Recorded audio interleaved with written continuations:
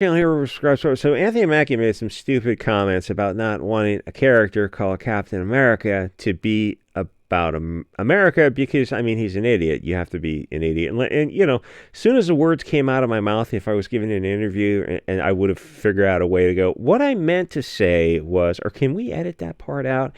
And when they make statements like that, the statement probably cost the movie $7 million. I mean, it cost the movie some chunk of money. And it kind of be interesting to have some supercomputer AI to try to estimate how much actors' stupidity costs them when they come out and make these bizarro echo chamber, kind of South Park esque stupid comments like the Rachel Zegler in Snow White, like what she did to that movie, how much she cost that, probably more like $50 million. It'd be an interesting study. But even if he didn't make his unfortunate comments, the new captain race swapped America was still probably not going to break even, because you have a vibe shift with Trump in office. And it's, obviously it's not as far as we would want it to go, but it is something, and it's something unexpected, I got to admit. And Hollywood doesn't seem to understand it at all. So a race-swapped, whiny soy boy actor playing a character called Captain America isn't going to make sense when the actor seems to hate the country, the character he's portraying. It's the wrong movie for this time period, for this next 4 years. Plus, they had to do a bunch of reshoots, and once they do that, they're lucky if they just break even, because it goes from a $200 million movie to a $300 million movie. And just breaking even can kind of be considered good if you don't hurt the brand. You can think of some movies as kind of placeholder films to maintain the public interaction with the story, to keep the name alive. YouTubers do it all the time to just keep their channel on the algorithm. I don't. I make like long breaks between videos. I just don't care. I just don't make videos if everything is too stupid to cover, unless here it crosses the stupid point of actually being interesting again. And a movie with America in the title at this time period under God King Emperor Trump is kind of interesting, because Hollywood is the exact wrong people to make this sort of movie. And unfortunately, we don't have an alternative to Hollywood, though we really, really need one. Because movies are rarely neutral, and Hollywood has always been these filthy left-wing degenerates with a pretty clear bias, but it wasn't that big a deal if it wasn't too over-the-top preachy.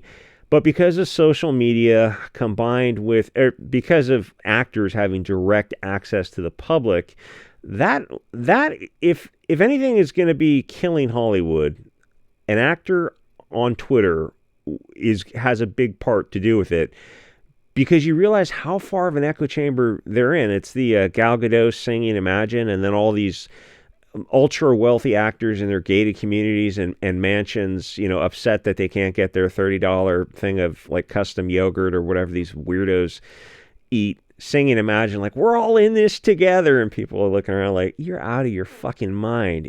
It's not to think that like this video, like nobody stopped you and said, oh, hey, I don't think this video is going to go over well with the proletariat because we're all worth like $50 million. Oh, you're right. That is this is kind of a stupid idea. Maybe we should we'll just put this on hold. But they didn't. They went ahead with the video, and like that's how far out these people are. Anyway, the thing is, you've got Trump derangement syndrome. The old Hollywood is just not selling today, because people go to the movies with a hair trigger looking for woke, and then they go and talk about it online, and the left-wing consumers are aware of it, and they get triggered and rush to suck off the Epsteins in Hollywood to defend trillion-dollar Hollywood, simply because the right is coming out against them. And at one point, the left would not be interested in pop culture, low IQ movies like this, and they are, especially now, because they would feel it was beneath them. At one point, the left used to be more, have a kind of a superiority complex, or I don't know if it was the left exactly, but it was like it used to be different. It used to be a lot of bearded people smoking pipes and whatnot in the 80s, NPR type of elbow patches and stuff. But because the right is crapping all over woke Hollywood, the left just reacts to defend it, even if it means defending these stupid Hollywood movies that nobody is watching. It's just kind of reactionary. But it's obviously not selling tickets, which is kind of fun to watch because the propaganda is just too heavy-handed. And then it's coupled with the feeling that this genre has run its course. It started in 2008, Iron Man. And yes, I know these movies are stupid, but in 2008 when the Iron Man came out, I thought that was kind of a fun movie. It was interesting. The character had some growth and development. He started off like a very shallow alcoholic, and he had some close calls, and he grew as a person. They were trying to do something with the character, and then it's like now you look at Hollywood and the Marvel, and it's mixed race, gay, space communism type of stuff. So this stuff now is not selling like it used to, because it feels like if the genre has run its course, well, Disney and Warner Brothers own the rights to DC and Marvel. They can't just, I don't think they can put the stuff on a shelf and just go back to making singular movies. Right now they have, like, when you have something in a series, if you're an author, you just ride that horse as long as you can. So they have to turn things around. And the truly amazing thing is, I don't think they will. So you're gonna watch them continue to hemorrhage money because they think Trump is Hitler and that they're fighting the brown shirts. In their head canon, this is all real to them, and they're the only thing that stands between us and Trump putting everyone in gulags. That's the internal monologue, is this narrative where they think they're knights in shining armor. It's against the orc army in one last stand or something against the gates of Gondor. It's Mark Waid, who's like 300 pounds of just buttery lard, who's talking about like standing up for the marginalized and oppressed and disenfranchised, and I've got the weight of the world on my fat chubby shoulders. It's bizarre how they see themselves. So it appears that they're just going to keep doubling down until they go out of business or get taken over by a bigger company, which I think there's not that many companies that are bigger than Disney. Apple, somebody pointed out, Apple is big enough to do this kind of stuff. But I'm going to assume, I don't know much about Apple, but I'm assuming they're just as woke, so I don't think there'd be a savior there. The thing is, it's not enough to just dial back woke a little bit, because like I said, that hair trigger is present now. So they've kind of painted themselves into a corner where you'd have to really make movies that are like the equivalent of coming out and making Airplane today, Roger Zemeckis' thing. The other thing is, in this movie, there's a Red Hulk character who I did go back and I read all the Hulk series back like 10 years ago when I started to get back into comics, and fantastic comic. I'm not that familiar with the Red Hulk. I remember the Gray Hulk in Vegas. That was the Gray Hulk in the beginning, but then Vegas Hulk was very cool because he was a little bit smarter and he was like he was running a casino or something. Anyway, so in this movie, the president Harrison Ford changes into the Red Hulk, which they probably set out to be Trump. Obviously, is he going to be a left-wing douchebag? No, he's modeled after like a right-wing military guy. Which is funny because a lot of the left-wing is the military is left-wing. Who's that one general who has pronouns and whatnot. But then as he started to learn about the vibe shift in politics to the right, they went back and they reshot and they re-edited the movie to change the perception of the MAGA Red Hulk and to reduce his part in the movie, which you can do with the power of editing. But it's almost as expensive as shooting fresh, which is why the predictions are the movie will just break even, because now it's over the way movies build up money is crazy. Where you get to a movie and look at this and go like, you guys would be wise if this was a $150 million movie, and you kept it to a budget. You made a smaller movie, you focused on the story and the acting, and they go, no, it's going to be like $2.25 and then plus $100 million in reshoots and then plus $100 million in advertising. And you go, how do you make money on that? It's like, well, they're probably not going to make money. Now, the thing is, Marvel and Hollywood can make movies that make money if they want, but they can't be politically correct, which is why it would be just awesome if a small studio came out and started making funny movies. Yeah, when Paul Rudd, who everybody likes, a great actor for his comedic roles, if he can't save a movie, which was what, Ant-Man 3, if Paul Rudd is not enough for movies, I think you're in deep trouble. Nobody's coming out to see Anthony Mackie. Nobody. The only thing I think is like if they tried to make this like a black thing and got the Black Wakanda audience out there, I don't think that it's not the wrong setting because it's not the what was that movie Wakanda Black Panther, that was Afro futurism or science fiction African style or something, and like people really like that. But this is just like he's just a fungible character in a Marvel universe. I don't know, the setting is not, it's not like a black thing, so I don't think they're going to come out in droves. And if you wanted to come out and make movies, you could take a Kevin Smith type of approach before his wife sucks his talent out through his penis, where at least he kind of throws grenades in all directions. They won't, but they could. I remember he did that Jay and Silent Bob Part 2, which I didn't like at first because it's just like it felt behind the times. He had a scene about like people in white sheets in a field, and it was just so stupid because like people don't do that. Like white sheets in a field, it's just a straw man on top of a straw man. So I thought that kind of stuff was stupid. But then it kind of warmed up to me because I realized, like, okay, fine, he wants to like put that in there, the virtue signal about how much, and he did that in his Yoga Hoser movie. It was stupid. But then he went after that religion in the Middle East, which was ballsy, really gutsy. I mean, he came out and he had a joke in there that was you will never see in a Hollywood movie. He's talking about like honor deletions, and it was played off as kind of a joke, but I mean, credit to him for that. And I'm sure the people who were working on his movie are like, oh, dude, just don't do this. But he did it anyway. So, I got to respect when somebody just, throws a grenade like that.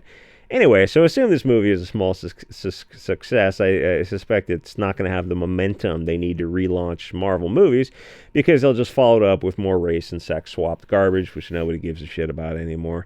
And the thing with the character is, now that I think about it, is why it needs to be Chris Evans, is he dates back to the Big War, and he's a superhuman character. He's a man out of time. He's got to adjust a little bit, with things he understands. That was one of the jokes of the movies. But he's a guy from the 1940s who'd be unrecognizable compared to modern-day Weimar. So the original captain is like over 100 years old or something, and he's a unique character. Plus, he's obviously a blonde-haired Chad, which goes a long way because audiences around the world can identify with that, and they have positive feelings about an Ubermensch character. I mean, it's just like that's just a character that appeals to a lot of people.